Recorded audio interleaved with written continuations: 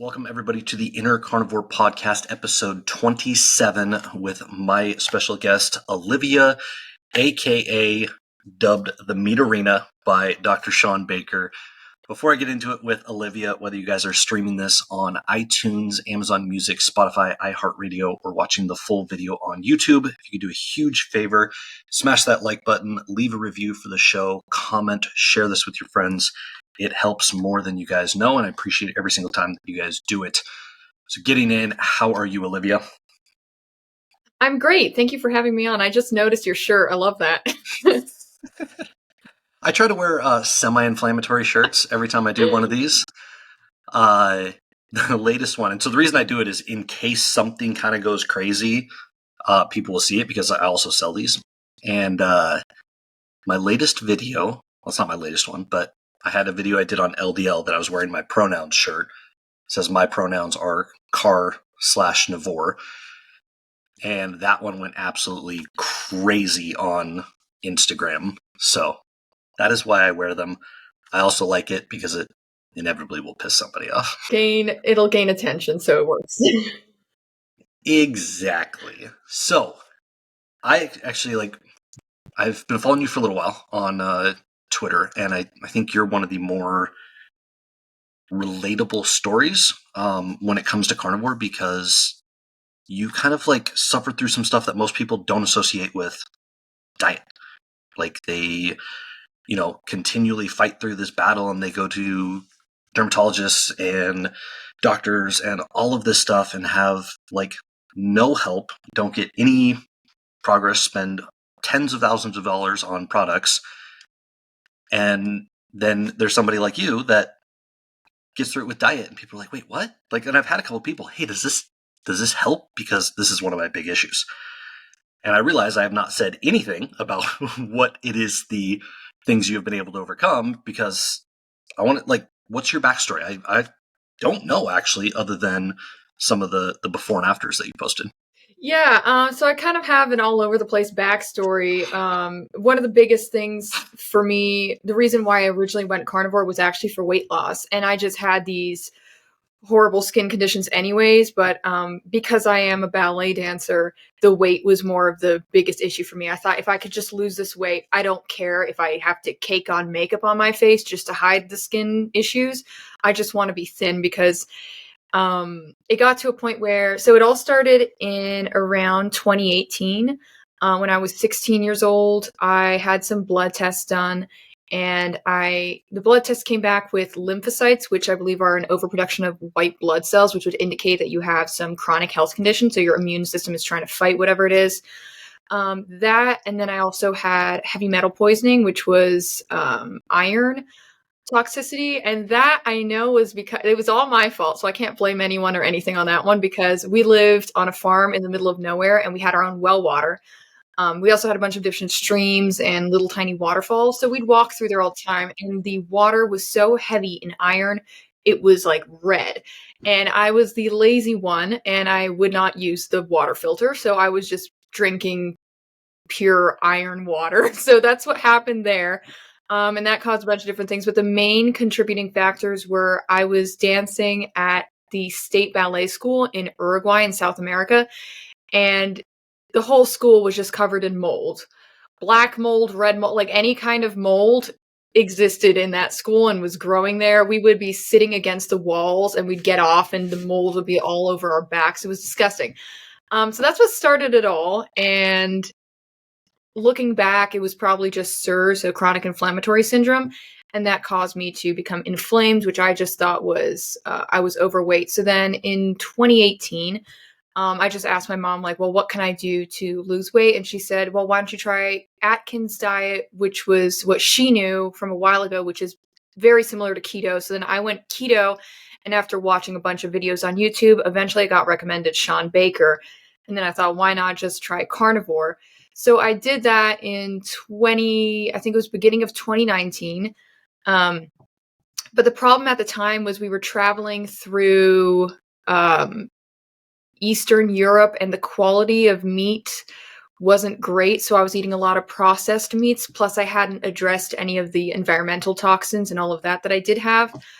So didn't really quite work and I wasn't feeling good. And so for the rest of 2019, I was still following basically a kind of ketovore diet, kind of animal based. It was mainly animal products, but I would just add in some sauce. I had almost no vegetables. So since 2019, I was basically animal based. But I still didn't feel great because I was still exposed in that environment and I was feeling fatigued. It wasn't great because I had the mold poisoning still. I was living in it as well. And I was training in it every single day, and I didn't really go outside because the training was most of the day. So we're inside all the time. It's a moldy environment, so it was just kind of going downhill for me. And then in 2020, we moved from Uruguay to Croatia, and I got parasites. Looking back, I ate this. There were 2 times that I ate fish, and both times they tasted off, and there was something wrong about it, but I ate it anyway.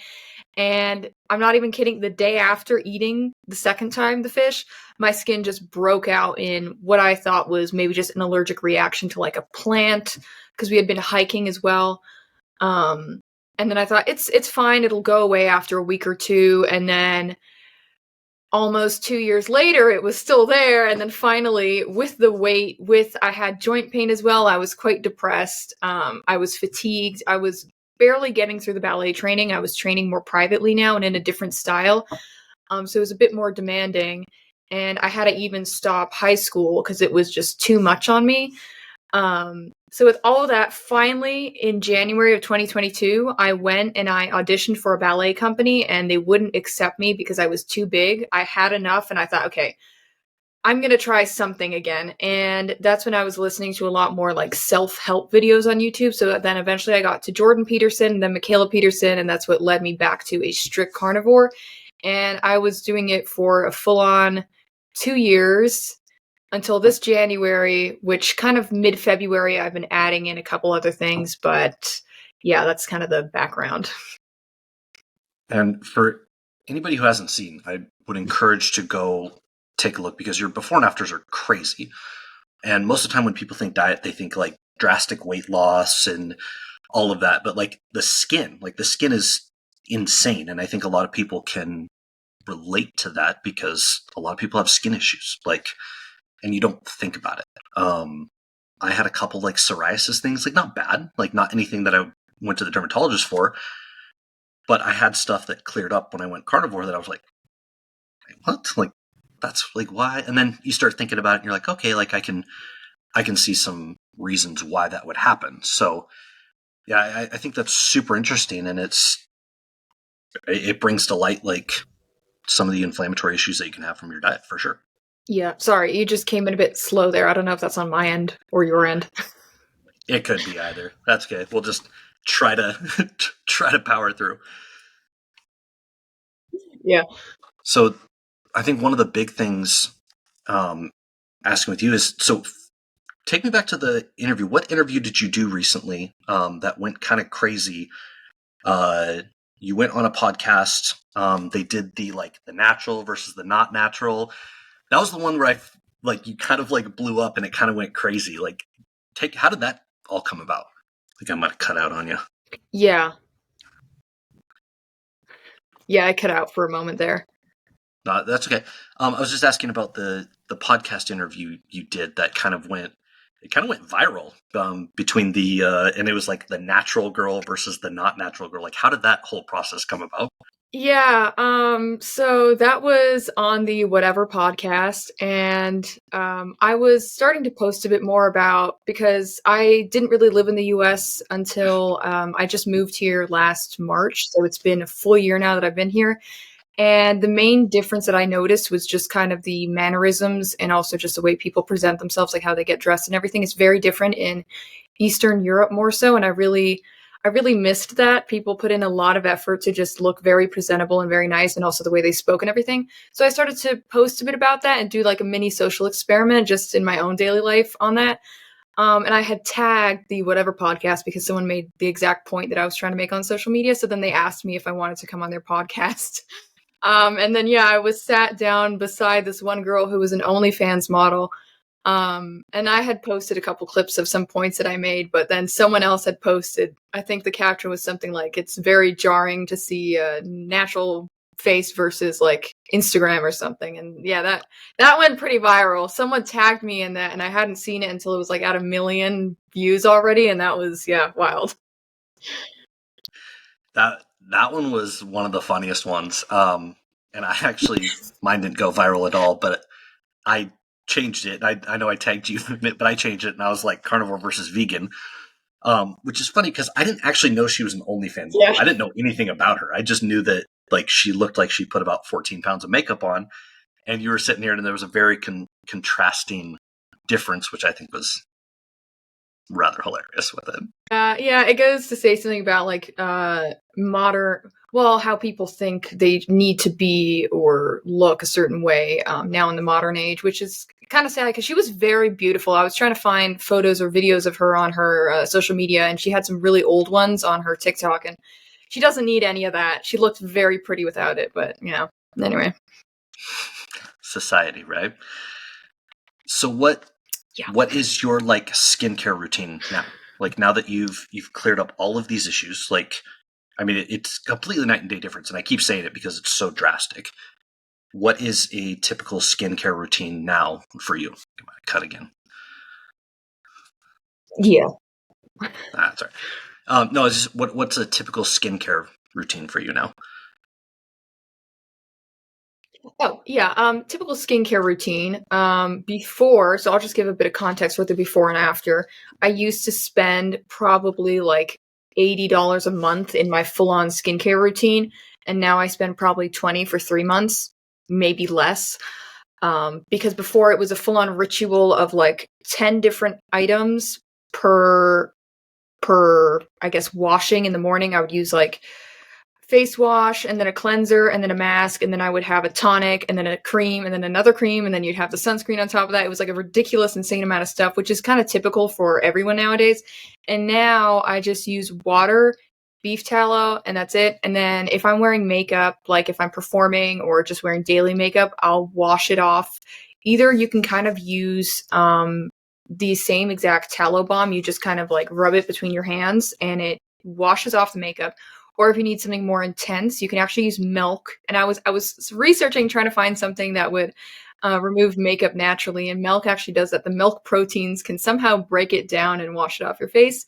But if you don't want to use milk, there's a brand called Acure, and I've used them a couple times for like really heavy makeup that you just want to make sure is getting completely off. They have a face wash that, for the most part, is clean.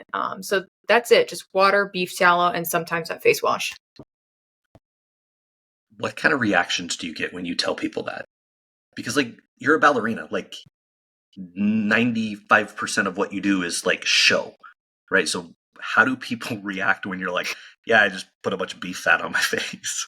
Well, yeah, so there's kind of like a lot of unwritten or unspoken rules in ballet. Like you have to be very presentable every single day. You have to show up looking very nice. Like your hair has to be done in a certain way. You have to have very clean clothing. If you have like one spot or rip, that's like blasphemy.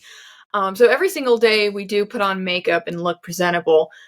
But I don't think anyone really know. I mean, it's getting a lot more mainstream using beef tallow for skincare, so I don't think it's that crazy anymore. Plus, I don't know if anyone at my studio at the moment really knows that I'm using just like beef fat, so I don't think it's that weird. Yeah. Because I mean, like, it's the 800 step skincare routine that you were talking about. Like that's normal, and it's normal to have a couple hundred products, and so to see these people using just like tallow is like wild and crazy, and I think it's great. Like I think it's great that people can become exposed to that. Oh, okay. You're back. Am I cutting out every once in a while? Every once in a while. Yeah, we'll make it work. So another question that I had for you is, ballet is very labor intensive, right? Like you're moving constantly. I think the big question people have is, how do you do that without carbs, right? Or out a lot of carbs? And how do you feel on carnivore doing ballet as opposed to before? No. Would you mind repeating the question? Yeah. So ballet is very labor intensive, right? And on a diet that is pretty devoid of carbs, how do you feel with the lack of carbs? How do you answer the questions where it's like, hey, how are you so active without carbs? And then was there a marked difference between like energy levels and that from how you were eating prior? Yeah. Well, before, because I was in the whole moldy environment, I was extremely fatigued to the point where I had to drop all my classes, so I couldn't even get through anything except for like the absolute most mandatory one to just pass the level, pass the year. So it's been beyond life-changing for me as well, because now I can actually like stretch my body and am flexible because I had a lot of joint pain. So for both energy and just even mobility, it's been extremely life-changing because there's a lot of things that I'm doing now which I never could have imagined I could have been doing. And energy-wise, I feel great. I've got a lot of compliments from several different teachers that are impressed by my stamina that I can like continue up. Now, I just last week went to a conference called COSI, which is about basically empowering independent individuals to do their own research and studies and try testing different diets or lifestyles to see how it can help change them and their health. And so I've gone a bit more keto. I'm trying to be in ketosis because when you're when you're following a carnivore diet, it's not necessarily keto. So I'm trying to do that more just out of curiosity to see what'll happen. Maybe I'll be more energetic, maybe not. So far, I kind of feel exactly the same, but yeah, energy wise, it's been very, very a drastic difference, which has been basically life changing. So That's the number one thing I get, right? Is especially from like a fitness standpoint, they're like, oh, if you cut out carbs, your workouts are going to suck. If your workouts suck, then you're not going to be able to lift heavy. And if you can't lift heavy, you can't build muscle. And I'm like, okay, like that's ridiculous. So always talking to people who have lifestyles where you have to, right? Like if you crashed from not having carbs all the time, you literally couldn't do what it is that you do. yeah, yeah. Plus, there's just the misconception that you do need the carbs for energy, and that's like the only thing that you can use for energy. No, you can use fat. You can use other. Yeah, no, it's it doesn't really quite work that way. But yeah. So what changes are you making to help get yourself into ketosis? Because I think that is a common misconception is people equate carnivore with ketosis.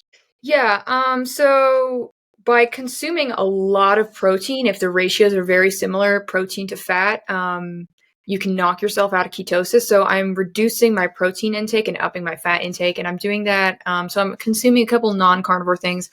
My goal was to never be carnivore for the rest of my life. It's been a full 2 years, so I'm slowly transitioning to include a couple things, but I think a basis of carnivore is great, and then you can include a couple different things like some spices, but I think everything has to be prepared in a very special way for it to not be toxic. Anyway, so yeah, that's just a roundabout way of saying I'm including MCT oil in the form of, I think it's coconut oil, which is in a nootropic powder as well. So I'm including that. So that's high fat. I've included eating more eggs, which are also more high fat. So a bit less protein with breakfast, but more high fat. A bit more butter in there. And just doing those two things alone was enough to, I'm tracking as well everything that I'm eating. And just with those two changes, that was enough to really elevate my fat intake versus protein because it satiates you a lot faster. So just that alone was enough. Yeah, I've found that. I don't know if you've followed along, but I'm doing by the time this airs, it'll have completed, but my 4,000 calorie carnivore experiment.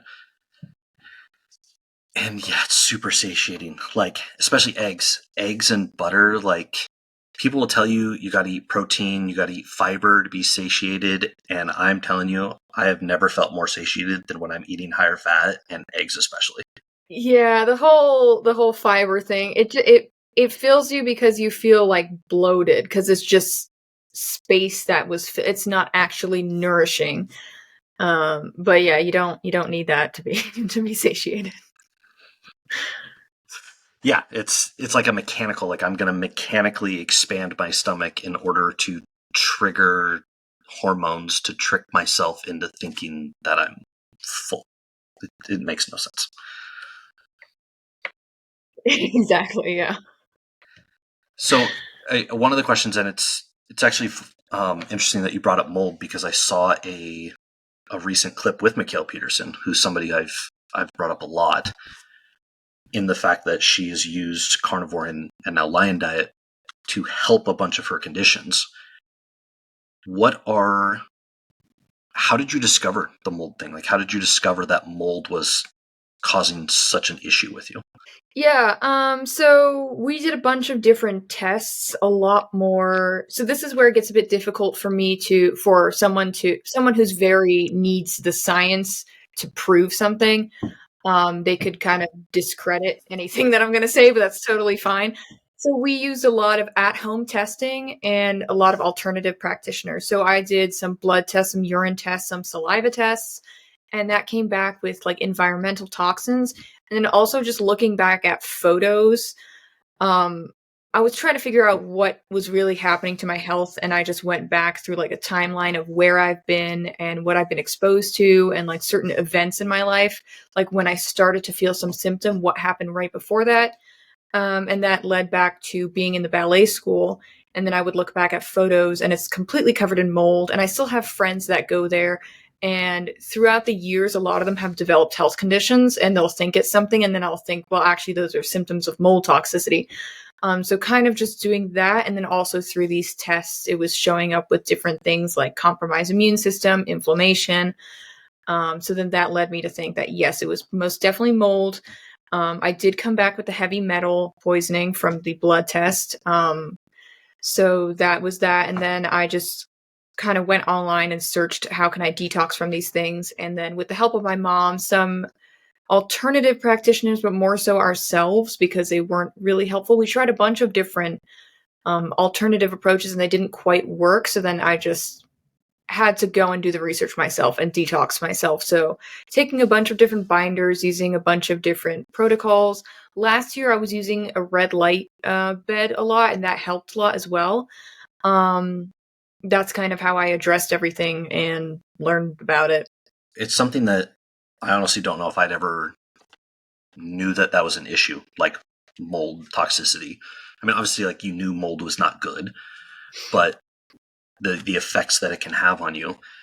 So what precautions do you take now, right? So how do you stay aware that there might be potential mold factors, and what do you do to kind of protect yourself from that? Yeah, so the house that I'm currently in right now, actually, when we first moved into it, I was starting to get a bit inflamed and not feeling so well. My skin was breaking out a tiny bit, and I was wondering, I'm like, okay, so what in the world is happening? Because I'm still following this strict diet. I don't include anything. One of the biggest things is water quality. You have to use a water filter. It doesn't matter where you are, you need to have a water filter because that creates the world of difference. And so I thought, okay, I have a good water filter, everything else is fine. And then we learned that the vents were really polluted, either with like mold or some other mildew growing on it. So we had those cleaned out and I was doing a lot better. So I think just going through basics of just making sure at least your house is clean. And here in the US, it's very common and it's not really common elsewhere to have carpeted floors. So if you do have that, I'd make sure those are clean at least on a monthly basis, like have a deep cleaning of them or just vacuum and pull everything out. Having a lot of airflow to have air quality or even air quality, like purifiers to purify the air. So those would be a couple things. I do think in this environment, you do need to detox from heavy metals and mold quite often and parasites as well. Dr. Ben Bickman actually was citing a study about a week ago how it was found that car diesel exhaust is causal for insulin resistance. So you could be doing everything perfectly fine, but you're just inhaling the diesel exhaust and you can become insulin resistant. So you need to be doing a lot of different other things as well. So that's just like one example of environmental impacts that you have basically no control over. So I think it's a great idea to at the absolute least on a yearly basis, do a heavy metals and parasite detox, because that would also hit the mold as well if you're exposed to it. So that's what I would do, as well as, yeah, air purifier, good quality water filter, both for not only just your drinking water, but also your shower, because it's getting onto your skin, so you're absorbing it anyways, so you'd want to use it through that. So those would kind of be my preventative or like go-tos. What's a typical like protocol for a yearly like detox for you? Like what does that involve? Yeah, so right now actually I am doing a heavy metals detox. And that is by you can use a couple different things. I'm currently using fulvic minerals, which I believe is just Shilajit, which is all over Twitter and Instagram. So that's a good one that you can take. And you can, depending on the brand, it'll recommend different doses. But the one that I have, you just get the bottle. You take it 3 times a day with a meal until the bottle is out. And so far, there's no like symptoms of detox, which is great because sometimes when you take something like zeolite is another one that you can take. That one, if you don't know the dosage properly or you have no idea what you're doing, is kind of a tricky one because you could be, for a full-on month, you need to have a bathroom at your disposal 24/7. So that would not be a great one to do unless you know exactly what you're doing. A couple other ones are diatomaceous earth is great for some pollutants, but mostly like parasites and bacteria. Activated charcoal, bentonite clay as well. Those are a couple other binders that you could take. You do have to repopulate your gut with good bacteria after that. So then that's where I have been drinking some raw milk as well as including like some pickles. I think some kefir or not necessarily kombucha is a great idea. But some things like that after taking that is a good kind of protocol to go with. Interesting. So this is a whole new world for me. This like the mold and the detoxing and like, I mean, I'm from obviously the era where you just ran outside and you got dirty and you came inside and you lived in your house. And if people got sick, they just, stayed on the couch and watched Price is Right and until you got better. And then we just went on with our day. So, but I think it's very important because like there's a lot of people who have serious issues, and especially, for those people who don't know about Mikhail Peterson, and I feel like I talk to her about her literally every show.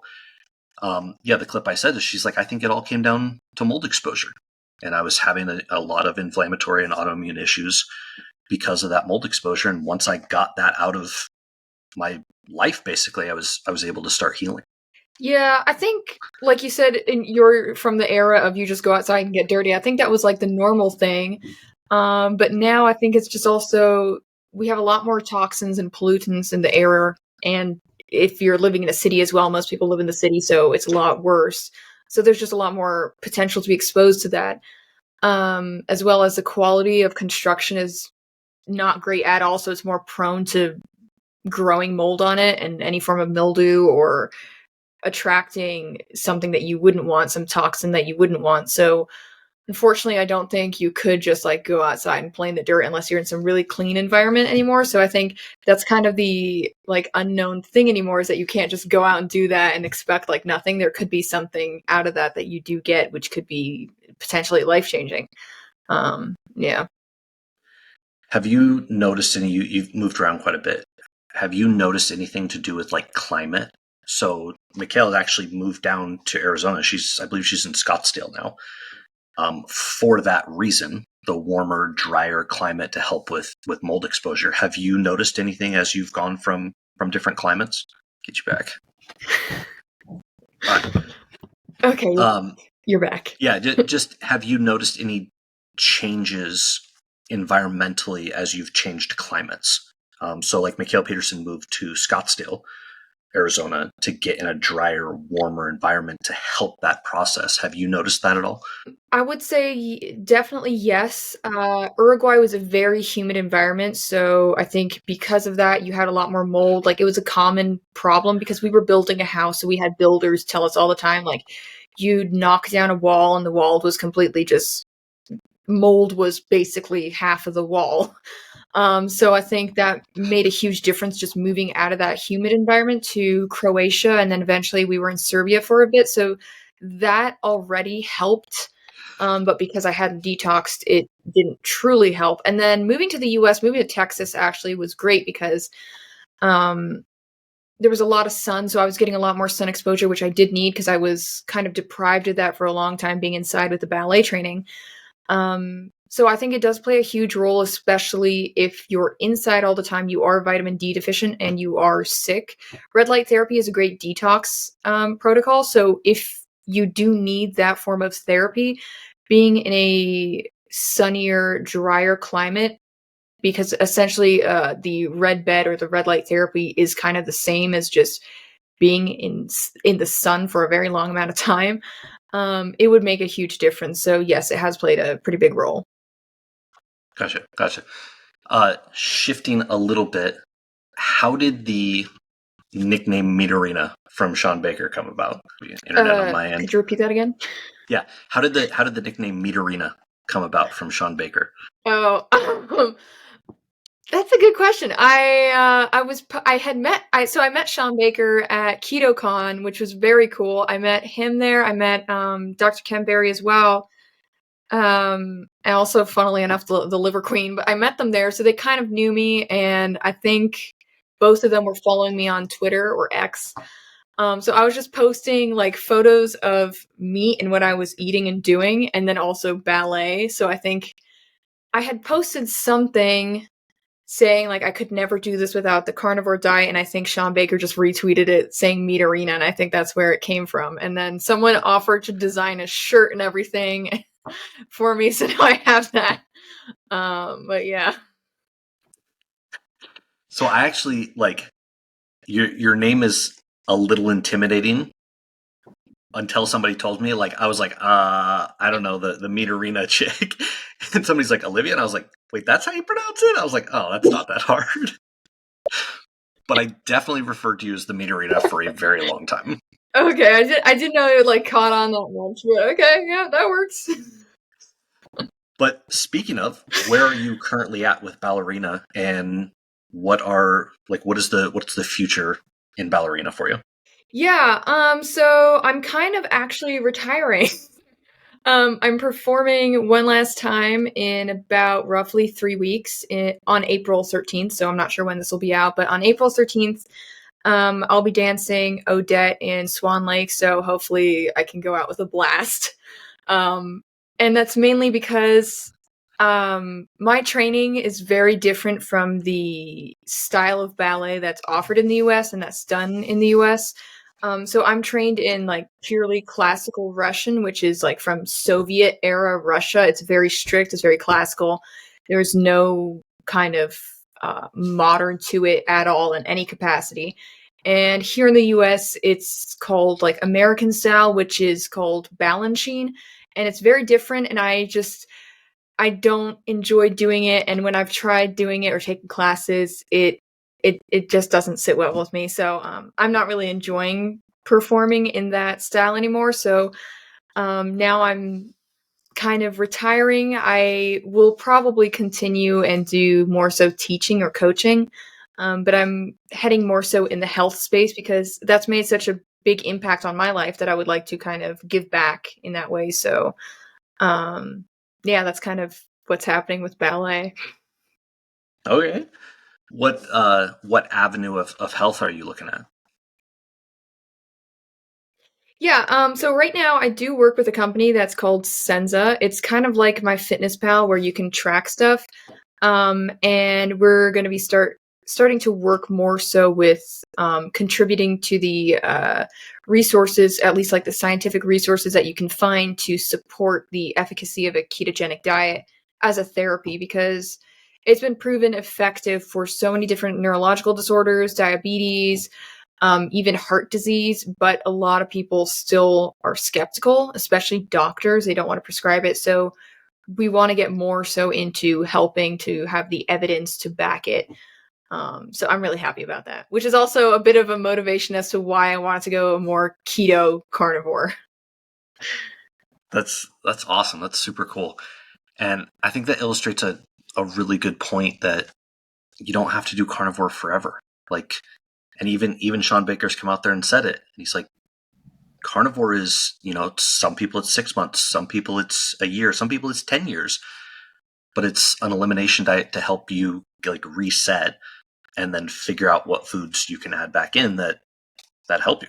Yeah, exactly. Like some people think that, oh, you're going to be on that you're stuck on that forever, but no, you can. The great thing is that you can do it forever if you have to. But it's just supposed to be like a therapeutic intervention that you use to, yeah, like you said, reset, and then you can see what you can tolerate to add back in if you want to. What are some foods that you have played around with that have maybe worked well when you add it back, or have not worked so well? Okay, so in February, I was traveling and visiting someone, and I had avocado. That did not do the best, so I'm ruling that out for a bit now. But what did work is I was eating these chips from masa, and it's corn, but the ancient version of it. So it's not like I think it's like what is it called? The farmed one where they're selectively breeding the corn so that it yields a lot more crop. So it's not that, it's like the original version of it. And then they prepare it in a certain way so that it is actually digestible. So surprisingly, of all foods, tortilla chips cooked in beef tallow sat very well and did well. So that worked. I don't eat that on a daily basis though. That was like a once every couple months thing. Now I'm including some hot sauce, which is sitting well as well. It's keto, so it doesn't have any sugar or sweeteners of any kind. I've also included pickles, which I'm not 100% sure are doing well or not. Sometimes I'll feel okay, sometimes not. And then the nootropics, so it's just some mushroom mixture with some MCT oil, and it's just kind of MCT oil from coconut. So that's about it. It's nothing really that's not carnivore. It's just like one or two things, but yeah. But enough to get the protectors of the dogma to be like, that's not carnivore. You can't call yourself carnivore. Exactly. I'm eating one too many eggs, so it's not carnivore. Yeah. Yeah. This is completely an opinion, because like asking your opinion, because I don't think that people really have a scientific explanation for this. You brought up the corn and how it's grown differently. How do you think today's, especially plants, right? Vegetables, fruits, how do you think the way that they differ from originally or in the wild plays a role in how we're able to digest them, if that makes sense? Yeah.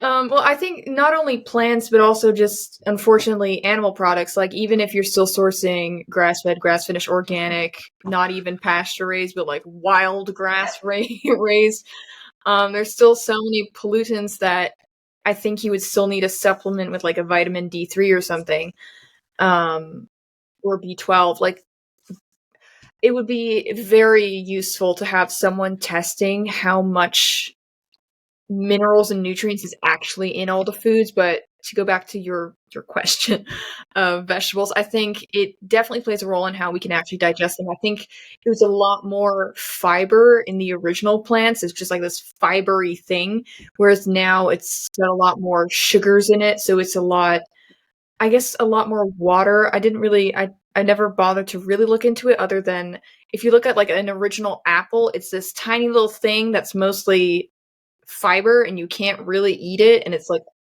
huge seeds and it's not appealing at all, versus this now juicy, sweet, sugary apple. So I think that plays a huge role, and it's also contributing to obviously a lot of health conditions that people have nowadays. It also doesn't help that a lot of things are first off like picked out to produce a lot more product, but also sprayed heavily with all these different chemicals and pesticides. So those things in combination would lead you down the rabbit hole of not being healthy, to put it uneloquently. Yeah. Yeah, I mean, that's like, that is, when people ask, I don't necessarily think that we are designed or created, or whichever route you want to go with that, to eat just meat. But I think I call it the bastardization of modern produce, and it's the much higher sugar contents in fruit and the pesticides in plants and all of that, which I think, definitely is contributing to these issues that we are definitely seeing. So last couple questions before we go. If you have any two things, recommendations for people, and this applies to men as well, but usually we think of women, people who are having skin issues, what are the first steps that you would take in order to try and figure out what's causing it? Yeah. First thing I would do is search up online on Google. Google has a better image search result. So I would search up just like any and all skin conditions that come to mind. So it could be atopic dermatitis, eczema, psoriasis, whatever it is, acne. Just search up images, see what best looks like yours. And then immediately after that, I would save that page open with what looks like your skin condition, and then go search up skin rashes or skin conditions caused by parasites or heavy metals, and then see if there's any comparisons. And then based off of that, you can see whether you do need to do some form of detox related to that, or if it's a more so just food issue, I would cut out anything that could potentially be high in toxins, or you do need to prepare very well to be able to digest it, because it could just be that your digestive system is very damaged and you can't digest certain foods, and that's resulting in that. I would remove anything inflammatory from the diet, and even in your everyday habits and routines. So that could be if you're using a lot of different makeup, or even for men, that could just be shampoo, conditioner, body wash. That plays a huge role as well, because if you're washing your hair, it seeps down onto your face. Having it gets very complicated, but having like clean pillowcases every single night that are a natural material, because that plays a huge role as well. You could be allergic to it, or something that was on your face gets rubbed on there and you lay on it the next night. It doesn't help. If you do have pets as well, definitely change your pillowcase every single night. So those are like the couple most basic steps I would start out with if you have a skin condition.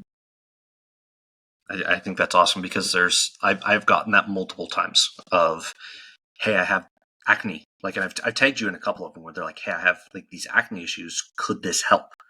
And I'm like, go look at her. So that is awesome. Last one before we go, tips to just anybody who's thinking about starting carnivore, keto, ketovore. What would be your recommendations on how to start and how long to give it to see if it's working? Yeah. So it really depends on where you're coming from. So I was coming from already being, when I first ever started it, I was basically following a kind of paleo diet, because my mom has always been very health conscious. So from that, you could just jump right into carnivore or keto. If you're coming from animal-based, you could kind of just jump right into carnivore or keto. If you're coming from a standard American diet, I would definitely not recommend switching overnight, because that would just be a horrific, probably 2 weeks of transition. So I would slowly ease into it. So I would start prioritizing removing some sugar. So you could kind of do like a very dirty ketogenic diet. Very dirty, so it could still be some processed foods, but you would slowly prioritize following keto to get into ketosis. And then from the dirty keto, you can go to a more so moderately clean keto, and then a very clean keto, and then from there switching to carnivore if you want to do it in like the least painful, don't have keto flu symptoms. That would be the way I would do it, is just dirty keto to a kind of mix of dirty keto, then clean, and then carnivore is how I would transition if you're coming from standard American diet. I think that's a really good point, because people stop because they feel so terrible. And I've got multiple, like, I cut out carbs for a week and my workout sucked and I'm never doing that again. I'm like, well, like, what do you expect? Like, come on. Ridiculous. Where can people... to go back to your question. Sorry. I think we're back. No, go ahead. Finish. Oh yeah, I just wanted to say, Okay, to go back to just like how long to give it, if you're coming from standard American diet, I'd give it like a good 3 to 6 months, which might seem like a while, but time flies. And if you're coming from a kind of moderately clean background, I'd give it like a good month to 2 months before making any conclusive decision on whether or not it's effective. So yeah, that was it. Excellent. Where can people find you to follow along and get more information? Yeah, so I'm now everywhere at just my name, Olyveya, spelled Olyveya, but pronounced Olyveya. And I'm on Instagram, Twitter. I'm a lot more on Twitter now. Twitter is my favorite platform now, so I use that a lot. Instagram, I am on YouTube, but I've been a bit inactive, and I do still have a very old TikTok, but yeah. Twitter just provides so many opportunities to argue with vegans. It's hard to get away from it. That's one website. Well, thank you very much for being on. Thank you, everybody who tuned in. Highly recommend go giving Olyveya a follow. You're going to learn a lot of stuff, and it's also entertaining. I definitely get some entertainment with some vegan interactions that we have. Appreciate everybody tuning in. Hit that like button, rate the show, and we'll see you guys next time.